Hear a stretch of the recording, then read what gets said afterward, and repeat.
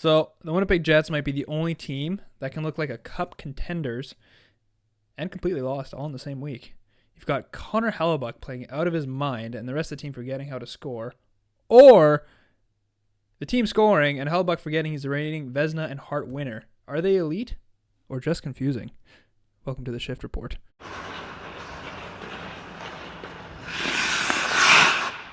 Well, I can certainly say I have no idea. So, yeah, that is... They're the or part. Yeah, they're the or. That's quite literally what they are. Not Bobby. Not Bobby. Considerably worse than Bobby, but... That is true. Yep. Welcome to the Shift Report, everybody. Back with Noah and Jordan here for another wonderful episode. That we are. Today, got a lot to talk about. A lot of news. Well, not really news, but I think today we'll be ranking the top 10 draft picks or potential top 10 draft picks in 2026. Putting in our own personal mock drafts, actually. That is true. So, yeah, you know what? Why don't you kick us? I feel like our number are our number ones the same? They're not, I don't think. Oh, interesting. Yeah. Well, why don't you kick us off? All right. So I know that you're going to disagree with this, but I think that you choose anybody else other than one of these two individuals to be first overall, and you're just objectively making the wrong pick. But for now, I have Ivar Stenberg first overall, excuse me, and Gavin McKenna second overall, which is might be a bit of a difficult. You know what? I think what it comes down to is just obviously no pick is going to be worse than the other. I would argue you might get a little more of an offensive or a little more of a flashy player with McKenna. Yeah. But I feel like you might get stability with Stenberg. It all depends on what. Well, most likely it'll be the Canucks. Yeah, I mean, they're obviously going to finish last in the league. I don't think anybody is doubting that, but it's just a matter if they win the lottery or not. And banking on the fact that it will be the Canucks, I mean, look, Gavin McKenna, like you said, is a very skilled player. You know, he's got great vision, great hockey IQ, pardon me. Big, heavy shot. It's kind of sneaky. But, I feel like Ivar Stenberg's more NHL ready right now. Like, looking at them, they're both 6 foot. Ivar Stenberg's got 11 pounds on him from what I see here. He's 181. McKenna's 170. Ivar Stenberg's looking decent on the defensive side of the puck. You know, he needs to work on some consistency and whatnot, but he has a high motor, good work ethic, strong playmaker. He's got a super versatile skill set as a forward, and I don't know. I know the Canucks love their Swedes, so that is very true. They just want to relive the Sedin days. Yeah, exactly. So, I think McKenna has probably a higher ceiling. Like, I have him kind of like a Kucherov ceiling, like best case scenario. Yeah. Truthfully, I don't think he's going to get there. Well, in his scout reports, they had him compared to McDavid or Crosby. It's not the same type of player. It could. It's unlikely. Yeah, I think caliber-wise, he's never reaching them, but no, potentially maybe. And I have more like Ivar Stenberg, which I feel like is much more realistic take here, is that he's comparable to kind of like a Mitch Marner, which is obviously superstar level, but not going to be your number one guy on like a Team Sweden. Yeah, and I agree with all those points. And it'll come down to what a team wants. I think if the Canucks do get that first overall, they will take McKenna. I believe it. Just to get a number one player, like a guy who can just take over the offensive line. Just because, like you said, his flashy hands, his IQ. He's got 51 points in 34 games with Penn State. Yeah, which is absurd. And I mean, Stenberg also is putting up decent points in Sweden. Yeah, I'm honestly, I don't think you can. You can compare the leagues, but the Swedish league is men. Yeah, it's men. And whereas they've played pro before for a long time. And in NCAA, your max is 25, I think. It's the oldest that you'll see. I mean, still men too, but it still is. But you're not facing matured, yeah, physically matured guys who are Yeah, like twice your size. There's a good chance that a lot of those players that Gavin McKenna is playing against will probably go play pro somewhere in the world. But I mean, the players that are in Sweden are already playing pro, right? So there's also an interesting metric that I came across called the NHL transition factor. And it kind of compares different leagues, not compares different leagues, but compares the stats of players in different leagues and spits out a number predicting how many NHL points they'd get in an 82-game season based on their performance in their league. So, it's kind of a convoluted formula, but looking at it from that analytical standpoint, Gavin McKenna is projected to score 41 points in the NHL. And if this were his, if he were playing in the NHL right now, Stenberg is projected to score 37.5. So they're really close. They're really very close. And it also depends which team they have behind them. For sure. And I think, like I said, Vancouver probably go with McKenna, but a team like Chicago might go for Stenberg. They can continually build around Bedard. Yes. And I think, like you said, he is comparable to a Mitch Marner. We both agree on that. Yep. And I think, a Matthews needs his Marner. As we've seen. Obviously, Matthews is nothing without Marner. Bedard is obviously great by himself. Yeah, he's carrying the Blackhawks. And I think the only reason why, in my opinion, why he doesn't have the same amount of points as Celebrini is just he doesn't have the team around him. Yeah. And I think that's where a guy like Stenberg would fit in great. If Chicago, I don't think Chicago will get that second overall pick. I think it's most likely going to be Rangers, but we'll see. I mean, anything can happen in the lottery. That's true. Another thing with the San Jose Sharks is Celebrini is literally like the team. Like without him on the ice, they are horrible. I mean, with him on the ice, they're not great either, but they're better, right? Yeah. He's pretty much to the Sharks what McDavid was to the Oilers for his first 5 years in the NHL. Right now, a crazy stat by the way. When McDavid doesn't get on the score sheet, the Oilers are 0-10-2 this season. So, that's not great for a team looking for a cup. No, not great at all. And the fact that they don't have Draisaitl right now either, but that's besides the point. That's another conversation.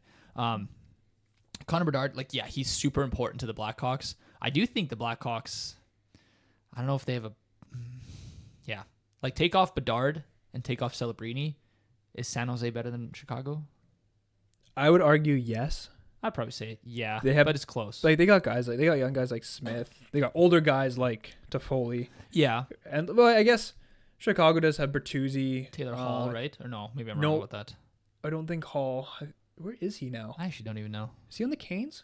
I think he's on the Canes. Is he on the Canes? Oh, maybe he is. Yeah, they have. Oh, he's on the Canes, you're right? Red jerseys. Nazar. Nazar, he's pretty good. Yeah. So they got a lot of young guys too, but. Yeah, I'd probably put it to San Jose now that I think about it as well. I'd say San Jose just kind of has them. Yeah. Just because, not that I would argue, sorry, my goodness. That's all good. I would say that San Jose has a better shot at the playoffs. I don't think they'll get there this year. Yeah. Next year, maybe. It's a bit of a long shot. But look where Chicago is. They're the bottom three. Most likely that's where they'll finish. Yeah, they're not doing too well. But we'll see. Anything can happen. Yeah. Chicago's definitely not making the playoffs, but yeah, anything can happen with San Jose if Celebrini pops off. I am excited to see Bedard. Yeah. Playoff. Anyway, back to picks. So who do you have at 3? We both had Stenberg and McKenna. Got them out of the way. Pretty obvious. I had him at 1. You had him 1, I had him at 2. And then obviously Stenberg we flipped. So third overall, a lot of people have Keaton Verhoff going third, and we actually have been preaching his praises a little bit here. The last couple podcasts, his name has come up a couple times, and we're kind of high on Verhoff right now, but I don't think that he's going to go third overall. I don't think so either. I personally have another right defenseman, very, very similar situation, slightly smaller. He's 6'2", 187 compared to Verhoff's 6'4", 212. But it just so happens that this draft class has 4 formidable defensemen going, likely in the top 10, if not top 8. So in my third spot, I have Chase Reed. Now, Chase Reed is a two-way defender. So he's got right now 48 points in 45 games for the Sault Ste. Marie Greyhounds of the OHL. That comes with 18 goals, 30 assists. So a really solid stat line for a defenseman. It's very good. Almost half a goal per game, not quite there, but he's over a point per game. And from what I see, the scouting report, he's a good skater. Intelligent player. He's got two-way skill. He's some guy that you can put on the PK and the power play. He loves to take shots, and he's got a good one. He's got a heavy shot. Can move the puck through the neutral zone on his own, make good plays in the O zone. I think part of the reason why Chase Reed was a little bit lower on a lot of people's draft boards early on was because he was a little bit shaky defensively, but from what I've seen, he's improved significantly. Definitely could give Verhoff a run for his money here. And I think that, a struggling team, they want two-way defensemen. Like, you can get a shutdown guy, but you need to have some of those two-way defensemen that can move the puck. I think he's a ceiling, kind of like Zach Werenski. That's a pretty high ceiling, but... Well, and with coaches really pushing the limit of speed, I feel like you want to build your D-core around a two-way player. I feel like Jets, it's built around Morrissey. For sure. Colorado, it's built around Makar. Minnesota is now built around Quinn Hughes. Yeah. Was the Canucks, but Montreal, it's Demidov. Demidov's a forward, but... Oh, is he? Yeah, you're thinking Lane Hudson. Sorry. Lane Hudson. All good. Great two-way.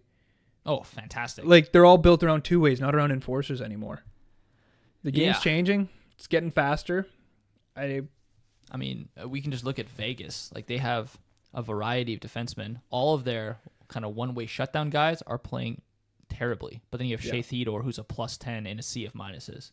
Yeah. Like, it's just the way that the game's going. And that's a great point because they're struggling to score. Yeah, exactly. They don't have that D supporting them where most teams arguably do. And truthfully, their defense isn't really good anyway. Like, they're giving up tons of shots. And and Hill's been a sieve, but... Yeah, their goalie situation isn't great either. But regardless, that's why I think I'd take him 3. And I'm not even going to get spoilers here. I'm not even taking Verhoff 4th overall. I don't have him 3rd or 4th. Yeah. So who's your 3rd overall pick? Carson Krells. Carson Krells. So that's, for all you guys who don't know who that is, another defenseman, just a left defenseman. Yeah. 6'1". Plays for the Prince George Cougars. 58 games played, 73 points. Nasty. Plays over 30 minutes a night. Yep. He's been praised for just being a complete player. And again, scouting reports have said he's giving Verhoff a run for his money. Yeah. Originally they had him projected going 6th. As a Jets fan, I'd be okay with that. That's looking where we're getting our pick. Yep. But yeah, he's too good to go 6th. I think he will most likely go 5th or higher. I have him at 3, and I have Chase Reed at 4. That's I think those two players are just more complete than Verhoff. For sure. I truthfully I have Carson Krells at 6, like you kind of projected him to be. Yeah. He's bigger than Chase Reed is. It might be playing in a slightly less competitive league. It's obviously super competitive still, but I think the OHL is kind of the, that's where all the top players kind of come from and perform. But maybe, I don't know, it's splitting hairs at this point. But regardless, Carson Krell's a fantastic player. I feel like 1, 2 are like pretty much set. Could be flipped, but 3, 4, 5, 6, 7, 8, 9. It could go anyway. It just comes down to what teams are looking for. Exactly. I'd agree with you on that one. I mean, the guy who goes 3rd is no better than the guy who goes 9th. Oh, no, I agree with you. Chase Reed and Verhoff are both right defensemen. Yeah. Carson Krell's a left defenseman, That's something to look at. Maybe you're looking for a right-handed guy. Like, you never know, right? So you had Chase Reed at 4. I had Chase Reed at 4, yes. I actually have Caleb Malhotra at 4. What it's a bit of an out there pick. I know, great last name. That is amazing. That'll look good on some jerseys. Yeah, I agree. He's playing for the Brantford Bulldogs, I think their name is. Brantford Bulldogs. Correct. OHL. Yes. Which I believe is the Zach Hyman's father is trying to own that one. I thought they did buy it. Maybe he did already. So I promise you, this is not a biased pick here. But what I will say is that this guy is a unit. So he's 6'2", 183. Okay, he's a big boy, but he's put up 84 points in the OHL in 67 games. Now, obviously, that's not Bedard or McDavid numbers. Let's be clear about that. But this guy is like your ideal 2C. Like there is quite literally, I don't think anybody in this draft that if they're looking for like, a second line center, they would take anybody else. Like it's just, this guy is him. So he has a high hockey IQ, great instincts with and without the puck. He loves to move.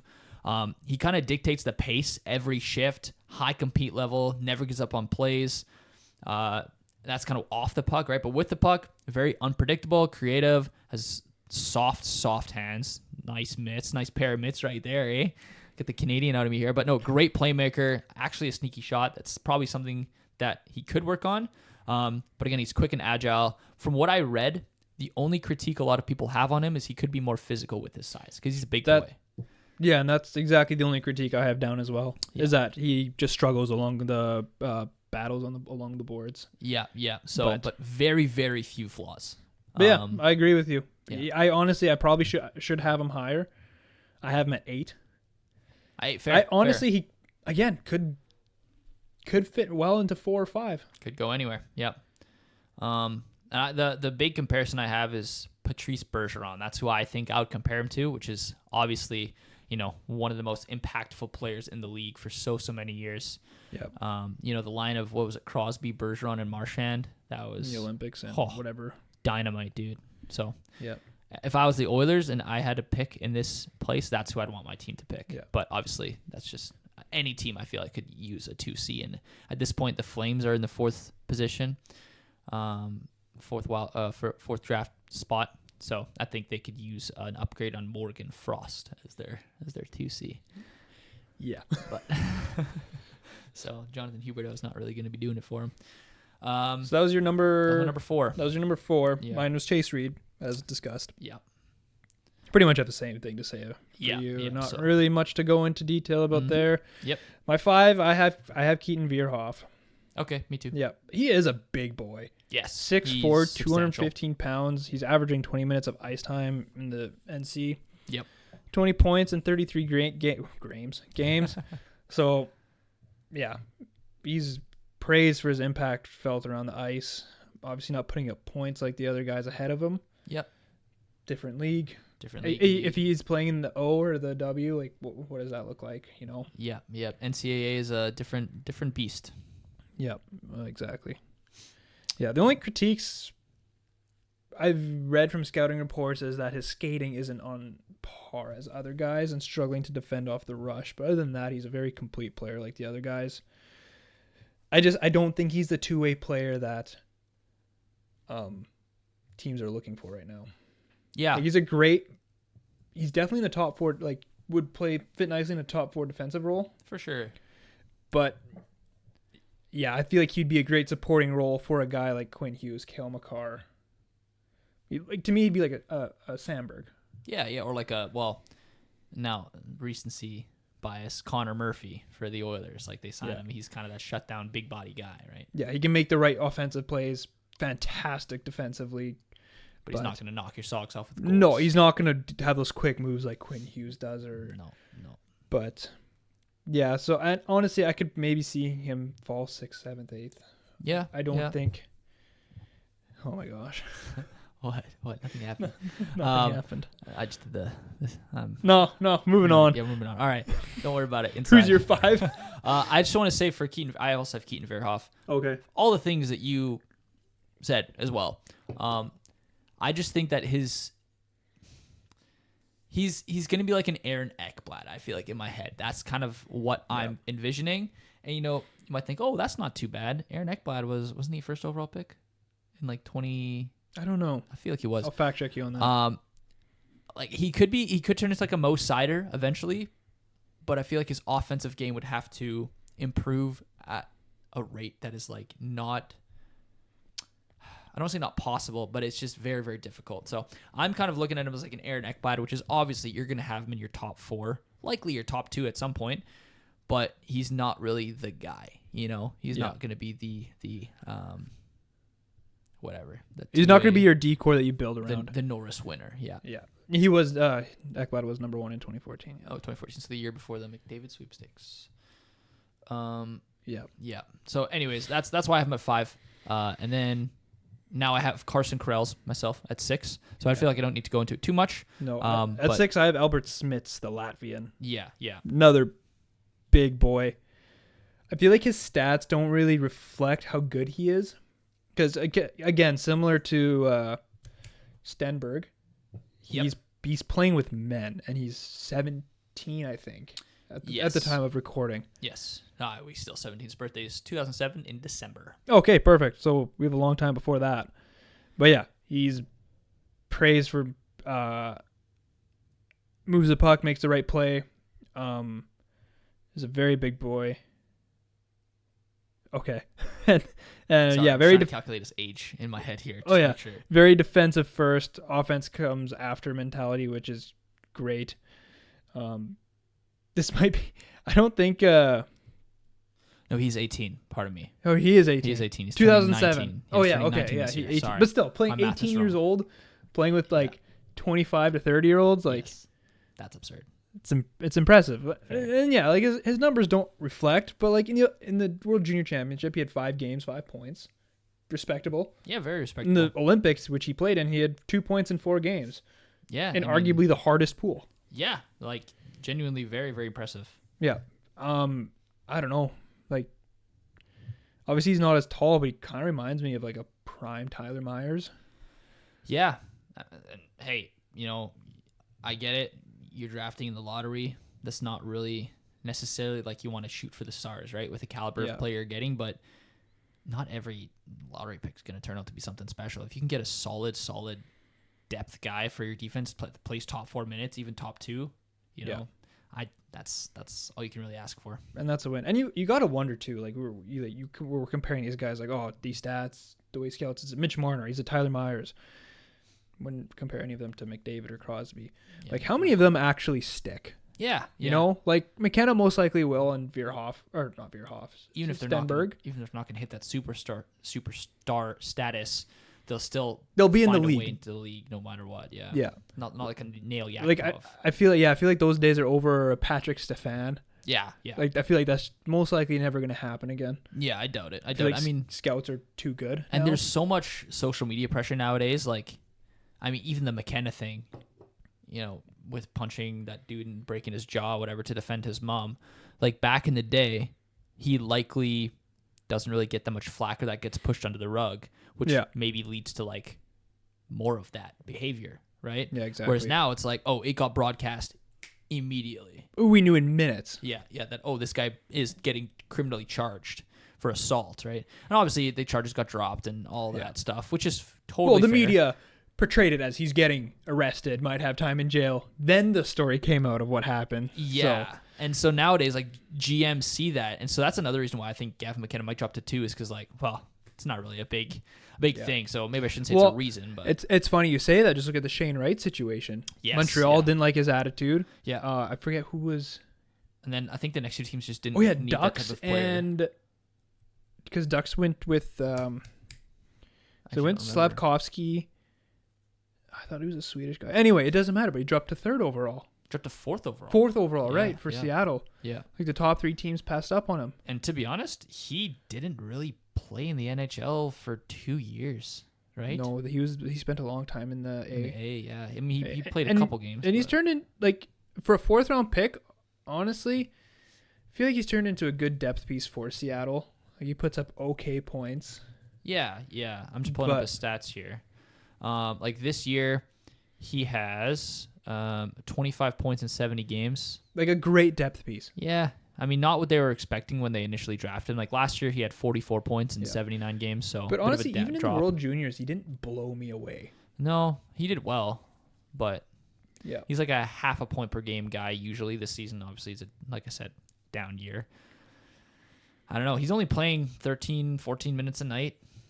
Nothing really to say. He's shooting a lot more this year, and he's still young. Anything can happen. Yeah, a lot of players, like even Nathan McKinnon, only really broke out in season number 3 or 4, right? So not saying it took McKinnon a while to. What? Not saying this guy's Nathan McKinnon. No, but it could happen. He could all of a sudden find his stride. Hey, stranger things have happened. So, that was your number 6? That was my number 6. Okay, my number 7 was Albert Smits, so I feel like we don't need to go into that too much either. Just note, though, that Smits is also 6'3", 205. That guy is, he's a big boy. Not quite Veerhoff. He's a wrecking ball. He's a wrecking ball. Yeah. Miley Cyrus. Who do you have 6? I have Carson Krells. Carson, okay. Yeah. 7, who do you have? Albert Smits. Okay, I have Ethan...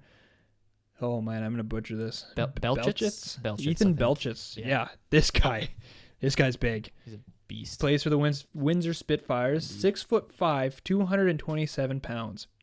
Woo-wee. 57 games this year, 59 points. Yeah, from the daily face-off, they said I'm at 7. He could easily go higher. He could go to 3 easily. Yeah. This guy's actually just turned 18 too, like last month. No, this month. Pardon me. Yeah, he's a big boy. Honestly, I should probably compare him to like a prime Tyler Myers, but just a little more offensively sound. Well, this guy's also a forward. Oh right, yeah, I have him as a defenseman in my notes. My bad. We mixed this up before. We mixed this up, and I forgot to. Yeah, it's all good. Sorry, I have him down as a Tom Wilson. That's right. Yes, Tom Wilson. I have the exact same thing. I mean, again, this guy's massive. Okay, but his skating's actually not bad from what I've seen. He's definitely a power forward, but for being as big as he is, his hands are soft, relatively soft. Yeah. Like he's good around the net. That's kind of where he gets his work. Like lots of big guys like him have. But if you give him some space, he will take you on and he will beat you. One way or another. He's either going through you or around you. Around you, yeah. And he's beaten some good defenders in the O there. So yeah, I could definitely see him being a better Tom Wilson. Yeah, or even a Adam Lowry. Yeah, If he doesn't break out in the NHL, he'll be a great third liner. Because even Tom Wilson, he's not that tall, is he? Like Tom Wilson, I don't think he's 6'5". Definitely not. I don't think there's many players who are 6'5".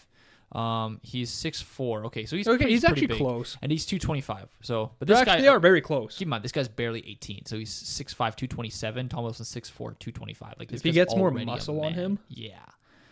And he grows into his body a little bit, like learns how to play. He could still grow some more. Like you never know. 100%. He could be 6. Some guys don't start growing till they're 22. Yeah, exactly. So I mean, this guy probably grew already a little bit, but hit a bit of a growth spurt here and there. But hey, if he turns into like a Zdeno Chara on offense, like whoo, that guy's gonna have I wonder what his slap shot speed is. Oh, I kind of want to look that up too. But so that's your number 7.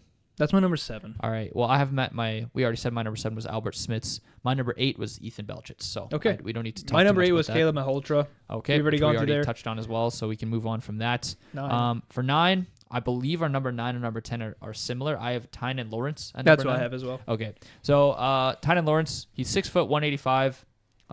Not anything special with his size. I mean, it's decent size. He's playing for Boston University in the NCAA. At the last time I checked, he had 7 points in 18 games, so 2 goals. Nothing special. But he's a two-way centerman, super smooth skater. He's kind of that like human zone entry, like fast. Kind of like a Cole Perfetti. Yeah. Like you give it to him, he'll kind of slingshot into the zone, and you'll just get zone time for that shift or whatever. You'll at least get a good breakout. He's not crazy good with his hands, but is incredibly intelligent. Sometimes passive defensively, but he has really good reads, and he sneaks a good shot too. I don't know. Do you have anything to add? No, I think you've pretty much nailed it. He's able to create chances. Yes, and it prays for his release as well. Yeah. I think the USA is kind of hoping this guy is going to be filling out their depth chart a little bit for the future. I mean, I don't think they're thinking he's going to be any Jack Eichel, but. No, and this is a guy I could see possibly falling out of the top 10. I think these next 2 could be. Yeah. But I think at this point it's going to be what team is drafting and who are they looking for. Yeah. Yeah, exactly. Because, you got, like Viggo Bjork, Daxton Rudolph, Oscar Hemming, and if I look down, there's another massive body. Oliver Savanto at center, 6'3", 209. Yeah, because I have Bjork as 10 as yeah. Same with you, and he's 5'10", 154 pounds. He's a small guy. I don't think you can judge off size. Yeah. So you said 5'10", 154? Yes. Oh, dang. I have him at 170, but... That's what I had on the scout report on Daily Face. That's very possible. So regardless, he's small. 170 is still small, too. Yeah. He's also in the Swedish league. Again, playing with men, you can't really base his point production. No. Like he's got previous season, he played 42 games in the senior league. Yeah, the SHL, whatever it's called. Yeah, and he got 15 points. Which is pretty good. That's all right, yeah. Like playing against big boys. STENBERG, but... Yeah, and then I think he was sent down to the junior league where he has just over a point per game average. Yeah, and he built up his draft stock there a little bit too, because if I recall correctly, like a couple months ago or half a year ago, whatever, I think he wasn't even in the second round. Like he was projected to go third round or maybe low second round, but yeah, could be like I think his ceiling is a Martin St. Louis. Yeah, I mean, somebody small. It's kind of the same archetype, right? Yeah. I think he's a great, like from what I read, he's a great face-off man, good on the PK, but kind of seeing him at the World Juniors, he's definitely not clutch. I think this is the guy that missed 3 breakaways in overtime. Which is funny. One of his critiques from the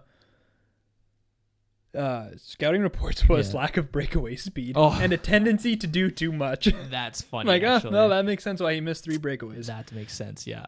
But from what I've seen, great hockey IQ, vision, and playmaking, good motor, very competitive, deceptive shot. I think that's kind of the reason why and that can make a small guy very dangerous. Yeah. Look at Bedard. A good shot. Yeah, that's all that you really need. So I have him, I should say my comparison for Tynan Lawrence, I don't know if it's a good comparison, Matt Barzal. It's probably his ceiling. I don't see him going anywhere else than that. And again, he could drop. And like you said, Viggo Bjork, I'd agree with you, Martin St. Louis. Comparison. So the reason why apparently Lawrence struggles with injury as well, already at a young age. I mean, that's probably why he's only played 18 games this season. That is why. Yeah. Shoot.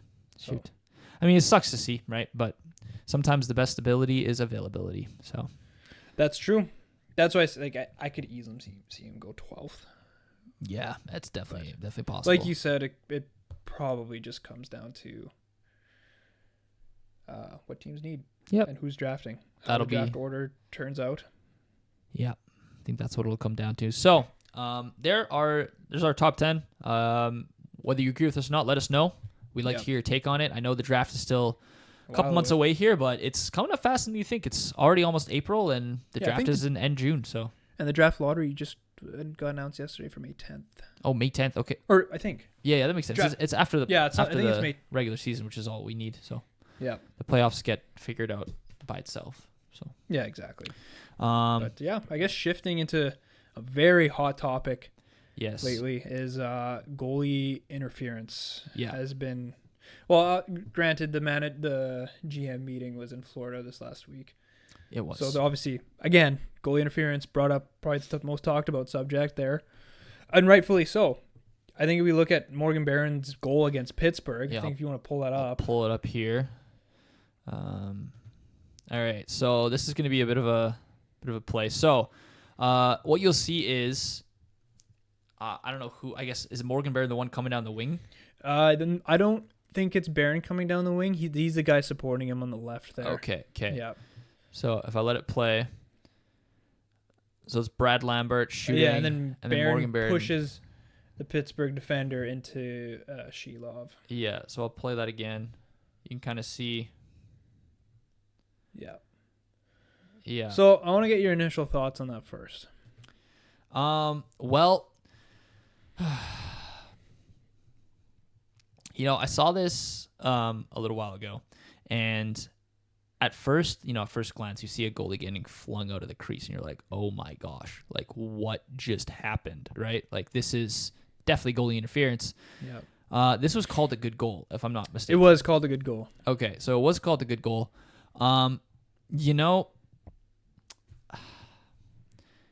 Part of me thinks like, okay, he was kind of like, if I back it up a little bit, I don't know if it can pause. Yeah. So, this is nice, like frame by frame. So you can kind of see, like he's coming up. He makes a play on the puck. That's Morgan Barron. He kind of tries to turn, and I don't know if you can see his foot here. I think the Pittsburgh player foot kind of taps him, and he loses balance a little bit. So it kind of taps, and maybe not. Maybe I'm just tripping. But anyways, he tries to turn. The puck is already flying towards the net, and his own player kind of takes him out.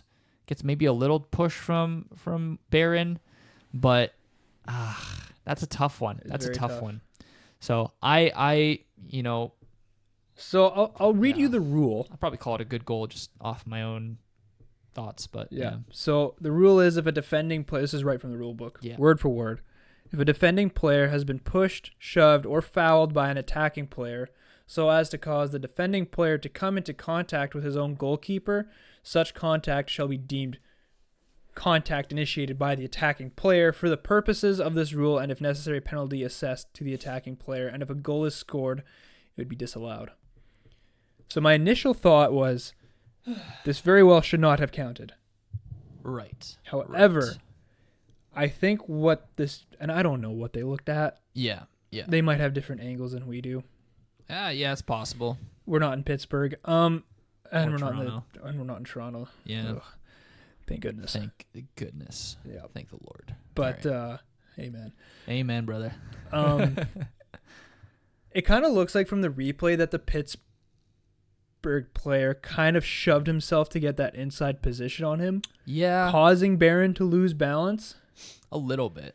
So I wonder if that's what they looked at. You can kind of see he's leaning on him here. Yeah, right? he's kind of leaning on Barron, and from that angle that's on now, yeah, it really doesn't look like Barron has any intention of going to the net. No, look at his foot. It's his skate is angled to try and stop. His momentum is completely pushing him like this way, and then he kind of gets spun around, right? Like he tries to stop. Like it doesn't really look like he touches the goalie yet. Like ever, actually. He doesn't really ever touch. No, and I don't think that the NHL is looking at that. I think they're just looking at if he pushed the defender into the net. Yeah. And I don't think there's any intention, and I think the Pittsburgh player just kind of lost his own balance from trying to get that inside position. Because again, he's kind of like turning out, right? He's kind of spinning around, whereas the Pittsburgh defender is driving straight through. So I think that's what they looked at. Yeah. So initially, I'm like, no, this can't be a goal, even though Jets is my team. Yeah. But I think now looking at it a second time, I think it's a good goal. I think so just too. Because of that Pittsburgh trying to get the inside position, and that's what kind of sealed the deal. And I mean, looking at the rule, like that, that just the defender was pushed. Yeah. However, but it was so incidental and it wasn't in the direction of the goalie. No, and I think maybe this rule is more so like, let's say I'm the attacking player. I look at the defending player and like there is clear indication that I pushed him into the net. Yeah. Then obviously then I should be assessed an interference call as well. I agree with you. But I don't think there's any intention here. No, there was not at all. All right. So another rule is the Thomas Chabot goal against the Ducks. I don't know if you're able to find that. Yeah, I'll try and pull it up here. Let's see. That was Ottawa versus Anaheim, correct? Correct. I'll try and see if I can. Yeah, it looks like I can pull it up here. It's kind of loading. Perfect. So this one's a little bit. So this was weird. So I'll kind of play it. I'll play it the full thing so you guys can see. Skate goes into the crease ever so slightly, tips in, and did they call that a good goal? This was called a good goal. Okay. So what is your take on it? I don't know. There's just no, yes. I'll read the rule. Okay, this is rule again. Another rule here, word for word. Also under the rule 69. Point 4. This is for goaltender interference. Yeah. Contact outside the goal crease if an attacking player initiates any contact with the goalkeeper other than incidental contact while the goalkeeper is outside this goal crease and a goal is scored will be disallowed. Then it just goes into a goalkeeper is not fair game just because he's outside the crease. Obviously. Incidental contact will be permitted, and it goes on, so on and so forth. Yeah, but the big thing is here, it's not necessarily the goalie's not fair game just because they're outside the goal crease. Exactly, that's kind of one of the big things here. That's just it. I think this goal. Let's play it again. Yeah, so I'll play it one more time, and then we can go like kind of frame by frame. So I think it's the glove that they're looking at. Yeah, so if I just kind of you like can the see, glove is out of the crease, obviously. Oh, if I get stopped working there for a second. So the puck comes in, and right there you see there's some contact with the stick and the glove. You can see that the glove kind of gets pushed back a little bit. But the thing is here, the glove is outside the crease. But apparently, according to this rule, that doesn't matter. Because it still says the goalie's not fair game just because they're outside the crease. And this was called a good goal. Yeah. Obviously, Ducks weren't happy with this one. Understandably so. You might say, oh, but he tipped the puck too, which I think he might. Does he tip the puck here? Or is that the glove? That's his glove. I think it just... Oh, yeah, because it hits the glove. No, it definitely hits the glove. You can see the glove kind of move, right? Yeah. Because you can see the glove kind of move, and then it goes through. So, I think this one should have been called back. Well, that's the thing. The precedence is that, well, and you look at a skate, it's inside too, but I don't think, yeah, like you said, that's not what they're looking at. The precedence has kind of been set here. Like if we look at the World Juniors, right? There's that one play. It was Canada Finland in the quarterfinals or semifinals. No, it was regular round robin. What am I talking about? It was round robin, and the Canadian player, or the Finnish player, scored after hitting the goalie's glove in a very, very similar play. He was on the other side and whatever, but it doesn't matter. Hit the goalie's glove, and that was called a good goal. And I think there was another play in the NHL before this that was a similar. No, maybe it's in the Olympics that I'm thinking of. Yeah, that happened before this, and both of them were called good goals. I think, like personally, I'm fine if the goalie becomes fair game if he's outside his crease. Yeah, I think, but then they should make it clear in the rules that even if a skate so. You good? I'm good. Sorry, I smacked my hand against the desk. If like a skate so like even if it enters the crease and it's not inhibiting the goalie, it's just a no goal. Yeah. I think it should just be clear that, like, I feel like in soccer it's clear that the box is the goalie's area, is the goalkeeper's area. They cannot they can essentially do whatever they want in a reasonable fashion, but I feel like in hockey, like the crease doesn't really mean much anymore. No, and I mean, I think this is going to be another topic that's brought up with the proposal to get rid of the trapezoid, because, that's kind of also seems like a little bit of the goalie's area where they can play the puck. I mean, obviously there's less of like a whoa, but now if they get rid of the trapezoid, then really the only place the goalie has is the crease. Which isn't really his anymore. Either. So it's like, this is tough.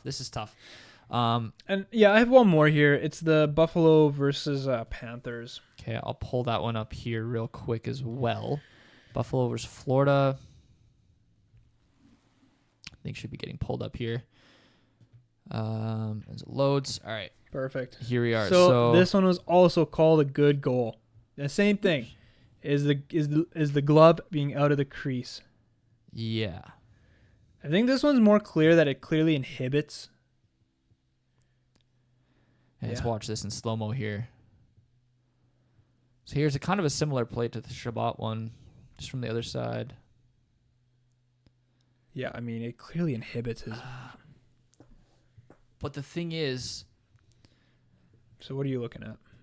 So here, look at this here.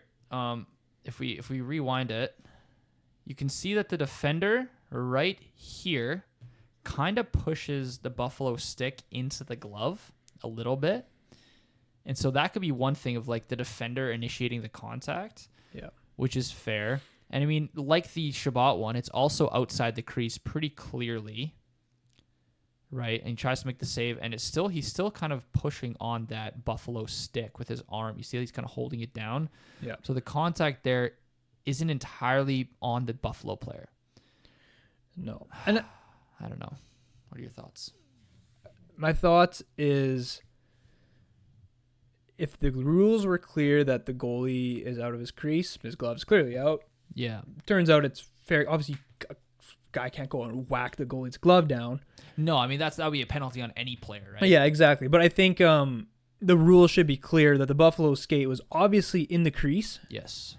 And it should just be no goal. No goal. Well, if you look at the international rules, that's what it is. You can't be in the crease straight up. Right? And don't you get an interference penalty as well? I'm not sure. I'm thinking back to the Bedard, what was it, 2023 semifinals versus USA, where they had 2 goals called back for skates in the crease. I don't think they got penalties for it, but I don't know if you can issue a penalty retroactively either. Right. Yeah. Okay. So yeah. Well, I won't. Don't quote me on that then. Yeah. But I mean, from this angle, like, it's pretty.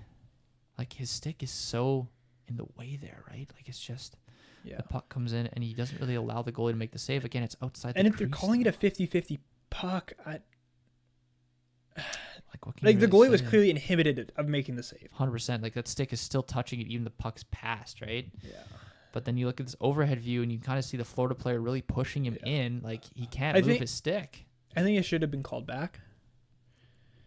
Yeah. Just for the sake, the Buffalo player is in the crease. He is cutting on the inside. Yeah. He is taking that risk. Yeah. But it wasn't. I think they just need to be more clear on the rules. I think clarity is what everybody wants, especially in the playoffs when there's that Sam Bennett situation like where he fell on Stuart Skinner's leg kind of accidentally on purpose, and they get the goal for it off his skates. So I don't like Florida. Full stop. All right. Hey, moving on. So, yeah, that's kind of the last clip we had here. There were some other, questionable ones throughout the season, like the Boston versus Nashville, where there was other things where Yossi. But anyways, I think we're just gonna move on from goaltender interference for now. We only got so much time. Yeah, we don't want to bore you with that, and that's. That'll be a thing that is going to go on forever and ever and ever. I think until they fix the rules and make them extremely clear, kind of like the international rules are, even though they're not that clear. TSN camera. TSN gate. Yeah, TSN gate. Jeez, the shift. No, TSR. The shift report gate. Okay. No. I think until Bettman's gone, it's not going to change. Yeah. And they also said they're not at the GM's meeting. They like the playoff format. They're not going to change it. So that sucks. I don't. Yeah. Like, truthfully, it's not... I was always of the camp that it sucks. But truthfully, it could be worse. Like... The nice thing is you can see teams that don't normally make the playoffs. Well, even that, that's not necessarily the case all the time. This year is weird because we have teams that should be in the playoffs aren't in the playoffs. Yeah, we have the Pacific Division that's terrible, which we'll kind of segue into what we were going to talk about next. That's a great way to segue. But... if you look at the conferences, even if we had the 1 through 8, it would still be the same thing. Like, we get different round 1 matchups. Yeah, fair. But all the same teams are still going to make the playoffs. Like, the only team that wouldn't make the playoffs is Vegas is ahead of Nashville right now anyways for that second wildcard spot. Yes, they are. So, it would not change anything. Yeah. It wouldn't. The thing is, Mammoth have more points than Oilers and Knights. Yes. And they are in the first wildcard spot, which means they'll play whoever's most likely Ducks. Well, that's what I'm saying. Like there'll be different matchups, which is fair. Like, that's something you can critique. But at the end of the day, the same teams are still getting into the playoffs. And if you're going to make the playoffs and want to have a shot, you're going to have to go through the best teams anyways. Yeah, it doesn't. I think that the issue I have is that you're getting the best matchup. Like...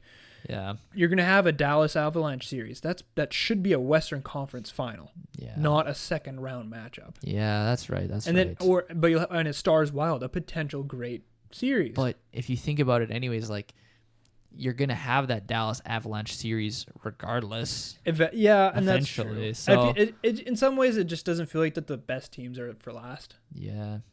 But I mean, I guess that goes back to there's flaws with age-old saying system. Like, the best teams find a way to win. Doesn't matter who they're playing. Like, that's true. Florida came in. Yeah, it's not like a finals from a wild card position. And honestly, most teams that win the cup, I would argue, aren't the best teams. Yeah, I mean, last year Florida was the best team. Last few years, Florida's. Yeah, but 2 years ago, I'd question it, but Dave Bobrovsky.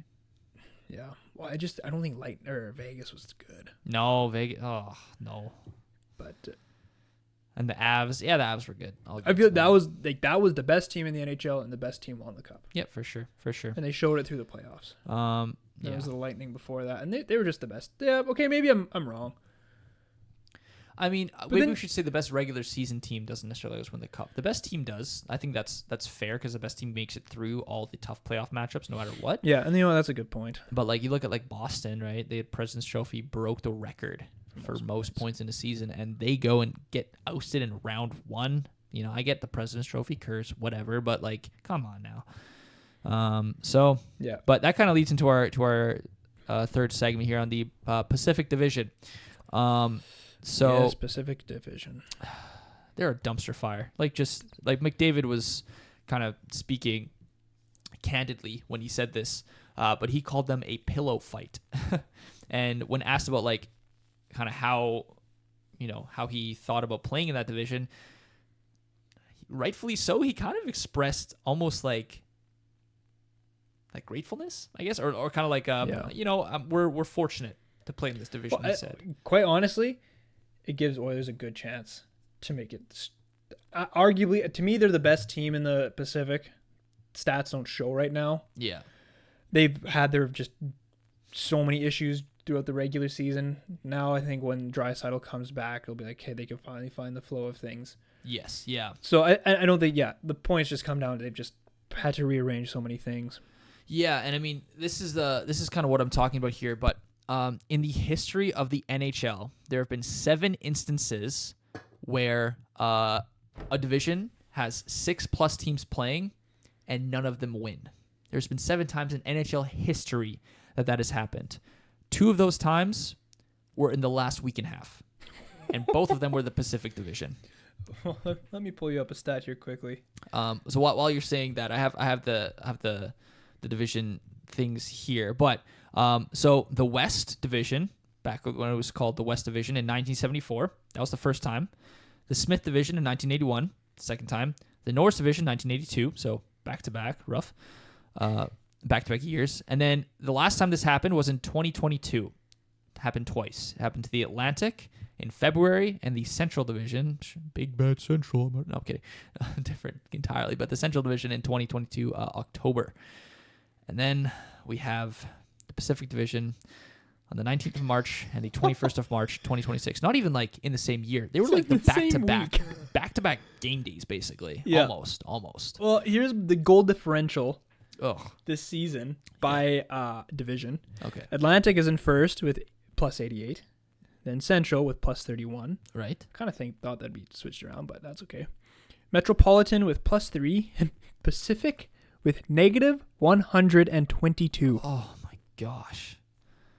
I mean, Pacific, where are your goalies at? They do have Vancouver, but like, come on.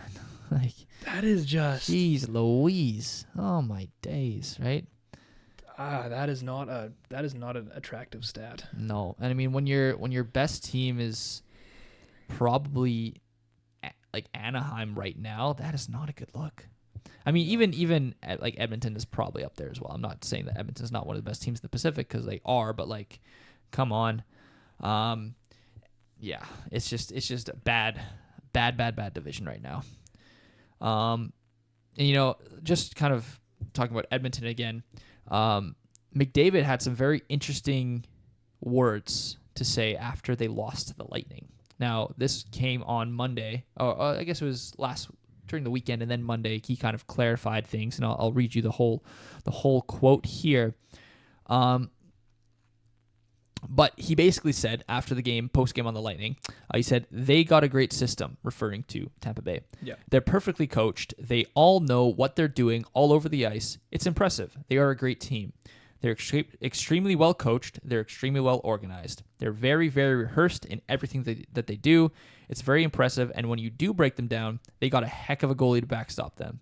And then this is a Ryan Rishaug question. He kind of asked him again how they can get to that place with their system. And McDavid responded, that's a coaching question. You can ask Knobber that question. Obviously, we've been playing together a long time, and we feel like we're somewhat rehearsed and organized, but not to their level. Whoa. That's a lot coming from your captain.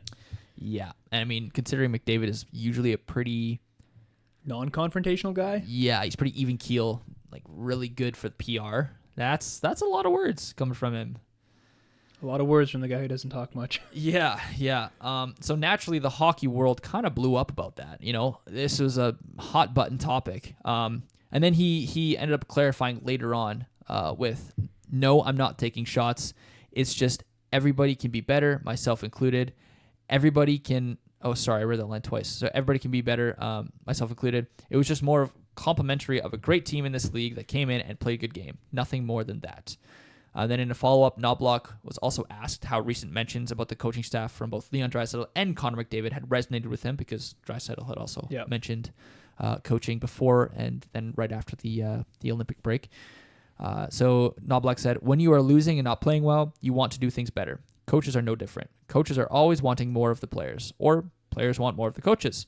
When things are going well, there's usually very little criticism. When there's losing being had and you're not having the success that you anticipated, then everyone needs to look in the mirror and look at how you can make the team better.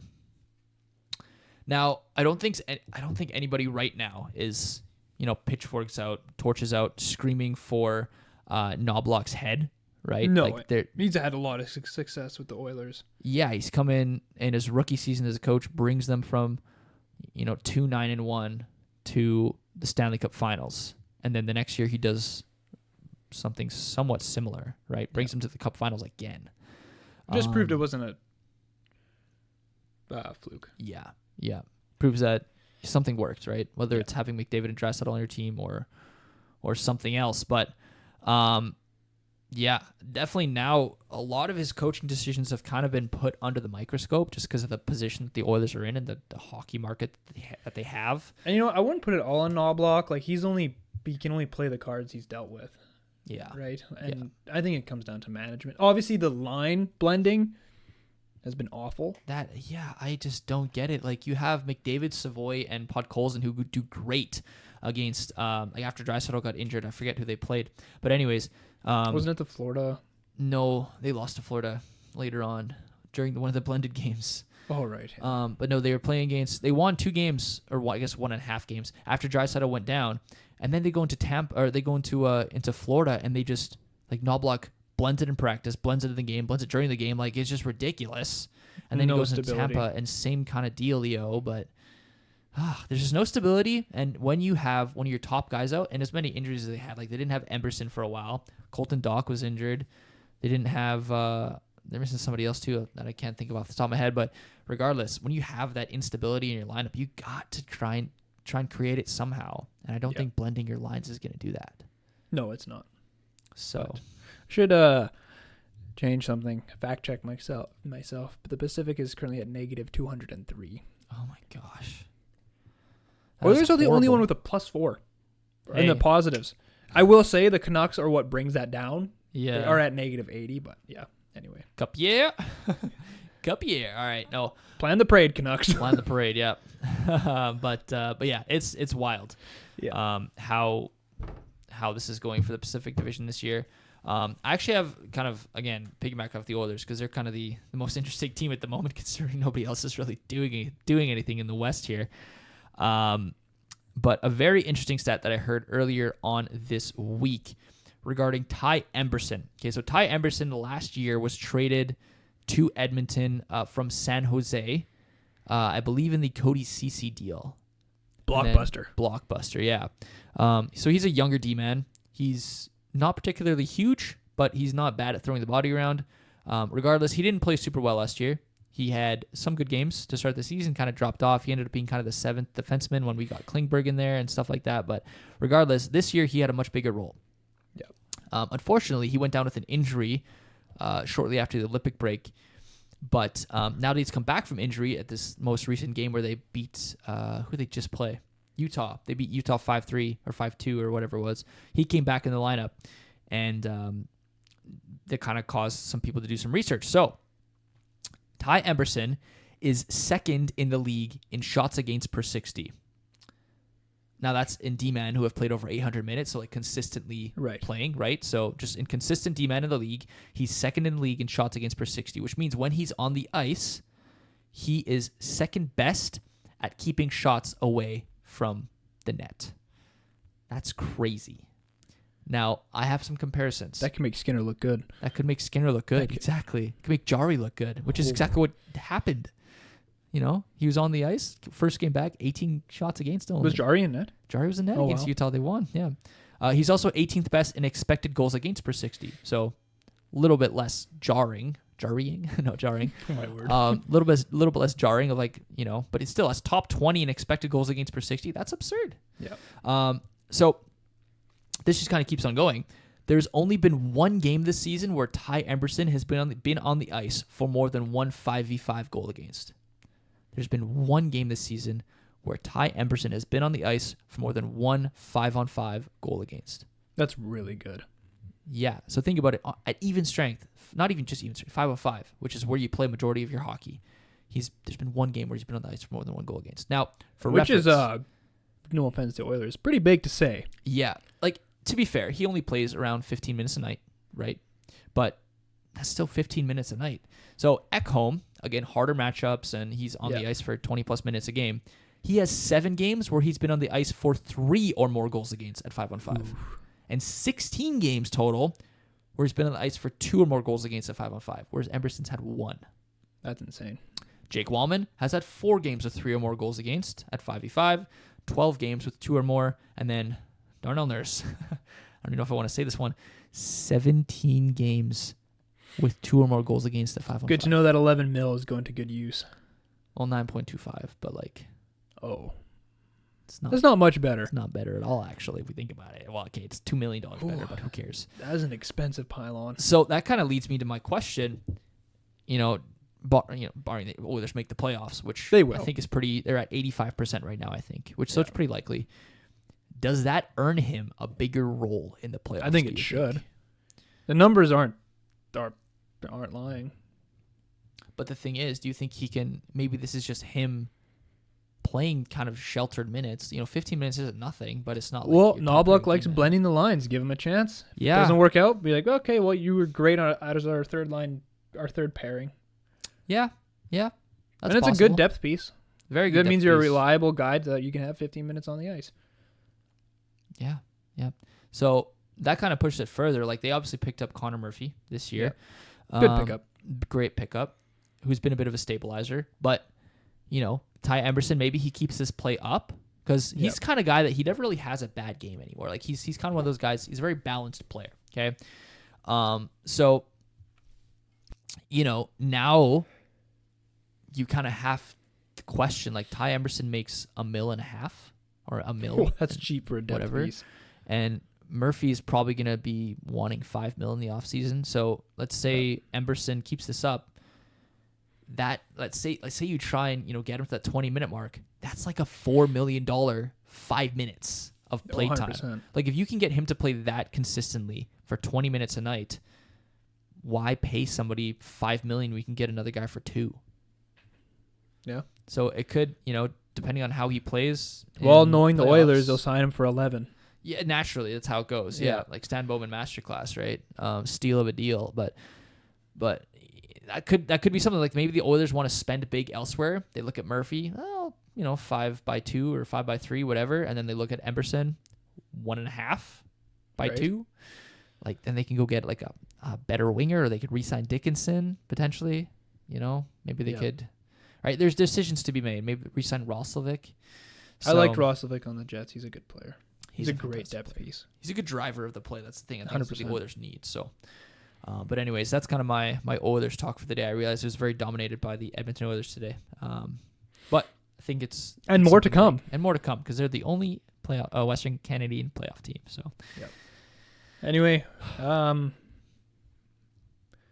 Ross and Hart Trophy. That is another hot Who are topic. your way too early predictions? Well, it might not even be way too early, honestly. I mean, we're 8 games out, 10 games out. Yeah. I don't know. I'll go first, I guess. So for the Art Ross, most points, right? I feel like you can't give it to anybody but Kucherov, because he's been on a tear. Yep. He's over 100 points in his last 45 games or whatever Insane. it is. It's just up, or maybe it's 50 games, but regardless. He's over 2 points. Yeah, over 2 points a game in his last 50. Yeah. Which is simply unimaginable. That's Gretzky numbers. Yeah, I mean, that's who I have as well.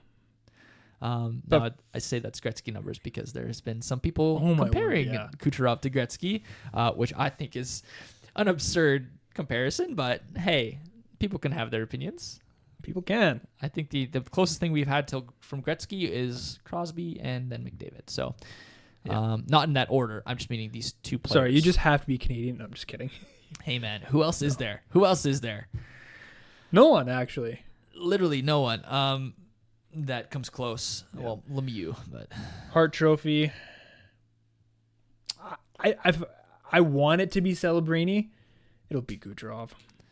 Yeah, that'll just be the way it goes. I mean, if you look at it statistically, you take Kucherov off the Lightning, they're still a playoff team. Yeah. You take McDavid off the Oilers, they don't win a game. No, I'm kidding. No.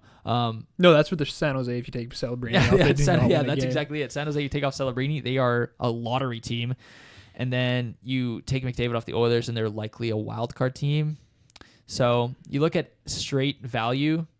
I think Celebrini has the most. Celebrini has the most. Like, I think I read an absurd stat of like when Celebrini's on the ice with San Jose, he's like a plus. They're like a +5 or something. But when he's off the ice, they're like a -30.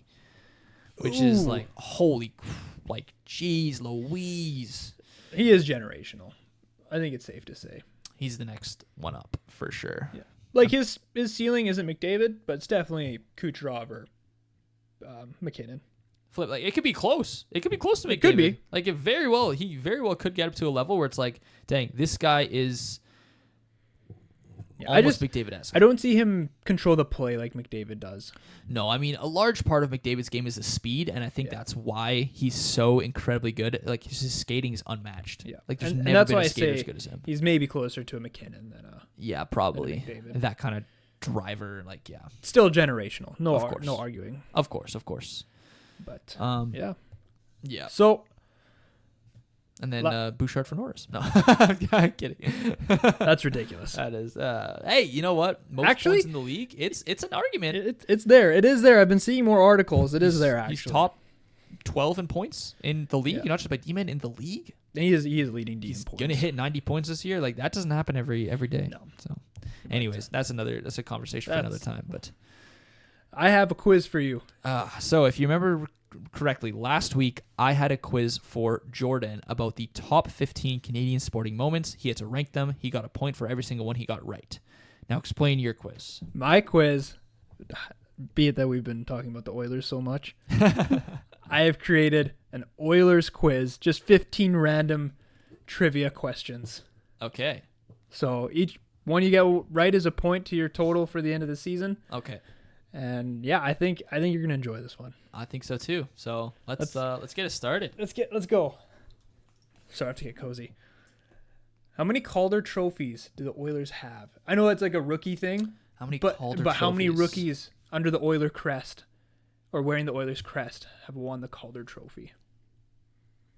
Now I'm gonna think post 2010. Nobody. I don't think Taylor Hall won it. And he was actually drafted before that. I don't think we had anybody win it. Have we ever had somebody win the Calder? Something tells me no. I think we have 0. That's correct. Yes, I knew it. I think we have 0. Yeah, okay. Yeah, I know you'll get this one. That's 1 point. Yeah, you got one. Let's go. When did Oilers win the first Stanley Cup? Dude, I'm terrible at this years, bro. Maybe I thought this is a gimme. So they won in 82-83. Are you locking that in? Okay, wait, hold on. Let me think about this. So 83, 84, 45, blank. 86, 87, 87, 88, blank. 88, 99. 83, 84. That's what I'm saying. 83, 84. It is 83, 84. Okay. I had to just think about that for a second. 83, 84. Right. Yeah. Got 2. Well done. Got 2 for 2. All right. Well done. I'm all right with this. Oilers legend Jeff Bukaboom was a part of the 3-Cup dynasty. What position did he play? He plays defense. Okay, you got that one. I didn't know that. He plays defense. Of course I know who Jeff Bukaboom is. Jeez. Jets legend. Jets legend, Oilers legend, NHL legend. You guys probably have no idea who we're talking about. Yeah. In the blockbuster trade that sent the Great One to LA Kings, aside from the players that were involved, what did LA also send to the Oilers? They sent a boatload of cash. Is that it? I'm looking for a dollar amount. $2 million. There's some picks. Maybe this and some picks. Hard. You want me to say picks as well? Yes. $2 million. And do I need to get the years or just the rounds? Just the rounds. No, so I'm gonna guess there were 2 picks, which it could be wrong. Could be. I'm gonna say $2 million, a first and a third. It was 15 million USD. I was way off. I would never and get 3 that. first-round picks. Okay. Yeah. I mean, I knew Gretzky's good, but no, I'm kidding. I'm kidding. 15 million USD. Okay. This one you might get mad at me for. Okay. Sorry. Who scored the final goal of the 24-25 Stanley Cup final?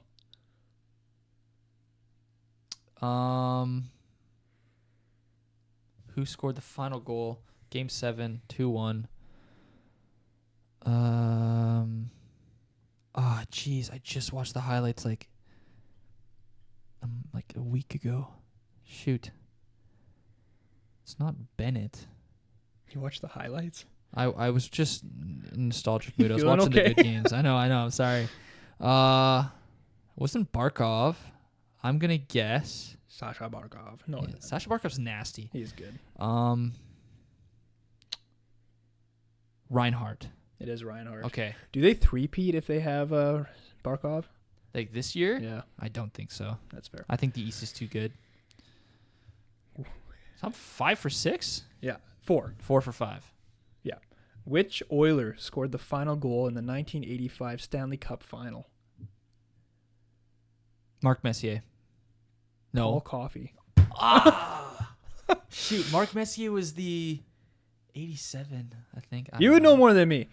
Okay. Which goalie, this is number 7, which goalie did the Oilers trade for in 2013 with the Calgary Flames? Which goalie? Oh, Mike Smith. No,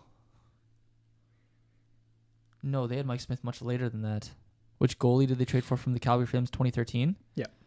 Who did they have when they drafted McDavid? Wasn't Cam Talbot. Cam Talbot, I don't think, played for the Flames. Who did they... Didn't? I No, don't it was know. Smith. It was Smith who played for the Flames. I know we had Smith later on, but I don't thought think we traded Oh, for never him mind. I'm back thinking then. Lucic, actually. Who did we trade for? Because who was the goalies?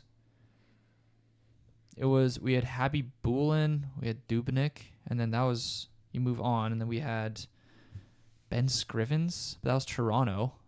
Oof. We had, man, I'm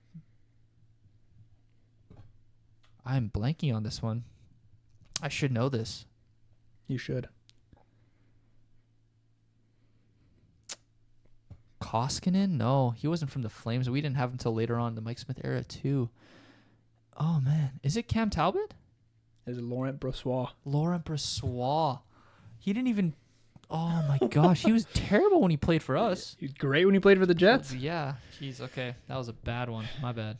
Question 8. Yeah. This one I think you'll in Okay. all of Edmonton history, Yeah. which goalie had the third worst goalie stats in entire history?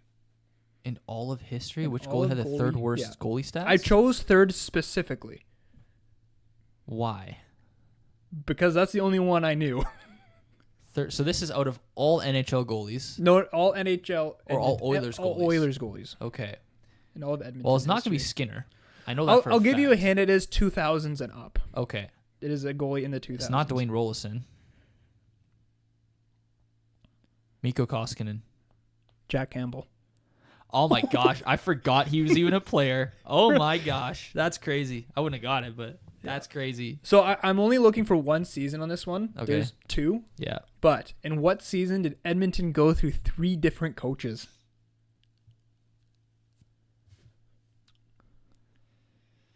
I can almost name the coaches. The one season. I'm pretty sure they went through Dallas Aikens was one of them, and they hired Todd McClellan. So they had 3 coaches, or they fired 3 coaches? Or like they had 3 coaches? They just had 3. Okay, so their third coach finished the season? I believe Okay. so, yes. It was during the Decade of Darkness, one of them.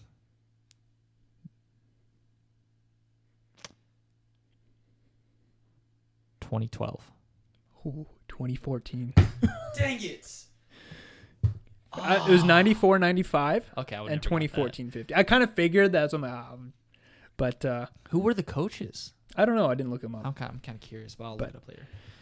Ah, darn. Okay. I Origi- still got 5? You got 4. 4. Okay. 4. You're winning the series already. All right. But and you got 5, you got 6 more to go. All right. Originally or 6 including this one. Yes. Originally being part of the WHA. Yes. What year were the Oilers founded in? 79-80. Oh, sorry. The first year they played in the NHL? First year they played as an organization. Oh, and overall. Oh, boy. So they were founded in 1 year, but I'm looking for their inaugural season In the WHA? in the WHA. Shoot. I know the first NHL season was 79-80. The first ever WHA season. It was in the 70s. That is correct. Just how many years did they play in the WHA before they went to the NHL?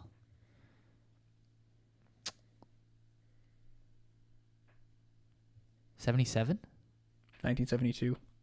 You know, that was my first instinct was 73. No, I Yep. changed it. So I was like, can't be. They were founded in 71, Okay. but then their Shoot. inaugural season was 72. Shoot. But continuing on this, Yeah. in the inaugural WHA 1972 season, the Oilers were originally named the Edmonton Oil Kings. Yeah. However, the Calgary Broncos folded before the season even started. What name did Edmonton change to?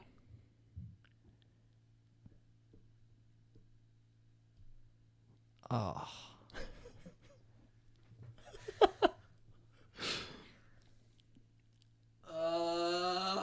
I don't know. It was only used for one season. I want to say like Edmonton Stars or something. Oh. But that's definitely not it. Yeah, I'll tell you that's not even close. Okay, that's fine. Yeah. All right. I might just take a wild guess here. It's not Elks. No, it's not that. It's not just the Edmonton Oils, is it? No. Okay. It's the Alberta Oilers. Alberta Oilers. Oh, shucks. So, true or false? I should have taken that into, sorry. In the first season in the WHA, under the Alberta Oilers, yeah, did they split the games 50-50 between Calgary and Edmonton? True or false? False. It is true. Man, I'm terrible at this. Holy crud. All right. This one was interesting. Sorry, some of these. 3 more questions? Yeah. So, introduced as the Comet, yeah, the Oilers' futuristic jersey, created by minority owner Todd McFarlane. Yeah, I had one of those jerseys for a little while. Other than being an NHL owner of a franchise, he was well known for his art in what? Sorry, you said Todd McFarlane? Yes. His art in what? So what was his art known for? Or where did most people see his art? As in, are you looking for like a type of art, like sculpting or painting or something like that, or what are you looking for? Where his art is. I don't want to give it away. That's fair. It's like, if you need to leave it ambiguous, you can leave it ambiguous. Where, like, what his art was known for, like where people would have seen it the most. The Louvre. Or sorry, no, I worded that bad. I'm gonna give you another try. All right. What? How do we say this? Where his art? How his art was displayed, I guess. Okay. Or okay, I think I get what you're throwing down. Yeah, because it's found in a specific type of like environment. Yeah. Okay. I guess you could say it's a type of. It's not a place. Like, it's not in the Louvre. It's like something would buy it, and then people would be like, "Oh, hey, Todd McFarlane." Da da da da da. I want to say it's. Yeah, I'm not gonna get this one. It's gonna be wood carving. Comic books. Oh, no way. That's actually super cool. Yep. That's super cool. All right, 2 more? 2 more. All right. The Oilers were loaded with first-round picks from 2010 to 2019. Yeah. How many players got selected in the first round? First overall? Yeah. Not first overall, first round. By the Oilers. From 2010 to 2019? Yeah. So I know for a fact they had 4 first overall picks. It's at least 4. And then they likely... Because then they picked Leon Draisaitl, 4th overall. Jesse Puljujarvi. Sorry, Leon Draisaitl, 3rd overall. Jesse Puljujarvi, 4th overall. So that brings it up to 6. And then they picked up... They definitely picked up some more. I don't know if they had more first-round picks than years played. But I think they might have traded a first-round pick at some point. So it's either going to be like 10 or like 8. Or no, 11 or like 8. So can you reread the question real quick? Yes. The Oilers were loaded with first-round picks from 2010 to 2019. Okay. How many players got selected in the first round? I'm going to go with 13. Oh, you even said it. It's It's 11. Oh, my gosh. I was like, you know what? The way that you worded that, I'm going to up what I thought by 2. Yeah. Shucks. Okay. I named like 7 of them, but that's okay. Yeah. All right. Whatever. So, known for his this is the last one. Yeah. Known for his 8-point night, Sam Gagner. Oilers legend Sam Gagner returned to the Oilers how many times throughout his career?